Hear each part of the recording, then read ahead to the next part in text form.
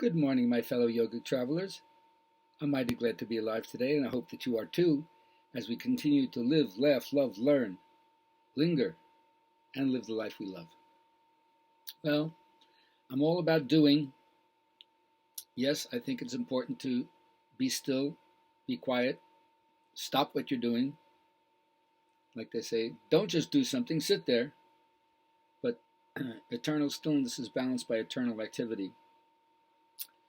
So, as I like to begin each one of these little Dharma rants by reminding myself and everyone else that whatever we put our attention to becomes our point of attraction.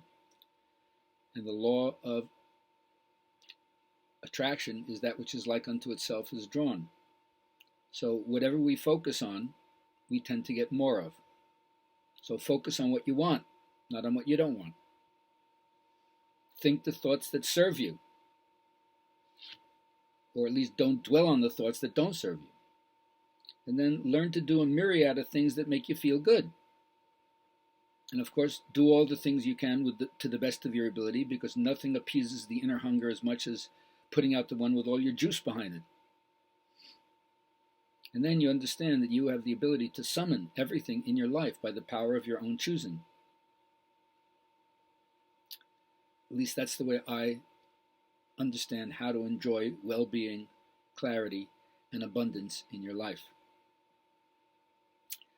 Now, in the Buddhist teachings, they really delineate the different kinds of pleasure or happiness that a person can possibly have. Everybody is searching for happiness. It's just limited by the type of happiness that they have, or the type of happiness that you think exists. So they have a really broad range of happiness, which begins at what they would call the lowest level of sense pleasure. Sights, sounds, touch, taste, smells, they're all wonderful while it lasts, but they're impermanent, so kiss the joy as it flies. If you're not holding on to it, then there's no problem, but most of us want them to stay, and they don't stay, because they're not eternal.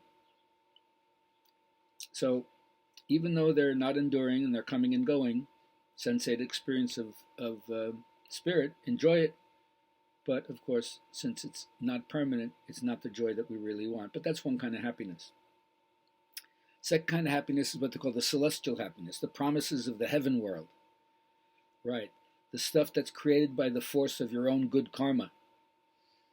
The result of what they call the wholesome roots, non-greed, non-hatred, non-self-deception. So you can get into what they call the God realm, the celestial realm, and that can last for eons of time, but that's not permanent either. So even the promise of the heaven worlds from their point of view is impermanent and therefore ultimately not satisfactory. Then the next series of pleasures that have to do with what they call the jhanic states. It's the same as the yogic samadhi states, the different levels of concentrated mind and the non-sensual bliss that comes from the four abodes of Brahma, as they're talking about in the yogic terminology, sometimes called the four frolics, where first you have sympathetic friendliness for everybody, you live welcoming to all, sympathetic joy for the happiness and well-being of anybody else who's experiencing a nice moment in time, sympathetic and universal compassion for the suffering of all beings. It hurts no matter whether it's your family or people who you don't know. And then, of course, the equanimity of mind that comes from finding evenness and balance in all the ups and downs. That's a third kind of happiness, which to say is even better than the celestial realm or the sense pleasure realm. Then comes the different levels of depth, which we only conjecture about, but it's levels of insight and joy that come from seeing the nature of things, that it arises and passes away. Each object is luminous, self-lit from within, but it also arises and passes away. But seeing that is called a stream consciousness. And then that leads you to what they call the path consciousness, where now certain defilements of mind completely fall away, never to arise again. The belief that rites and rituals can help you, the doubt about whether the path is really true, and then the idea of the permanent self, clinging to the ego and the sense of separateness with the identity that gives you, that falls away. And then you get into what they call the fruition consciousness, which is like the mind of pre-nirvana. You're almost right there. You put the whole burden down, and there's such a tremendous sense of peace and tranquility by no longer carrying around all those issues. And then you just watch phenomenon rolling by, not reacting to it.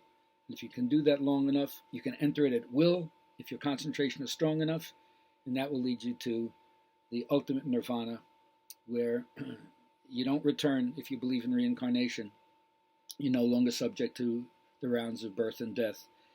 And it sounds like you won't be around to enjoy the pizza or the traveling or whatever like that.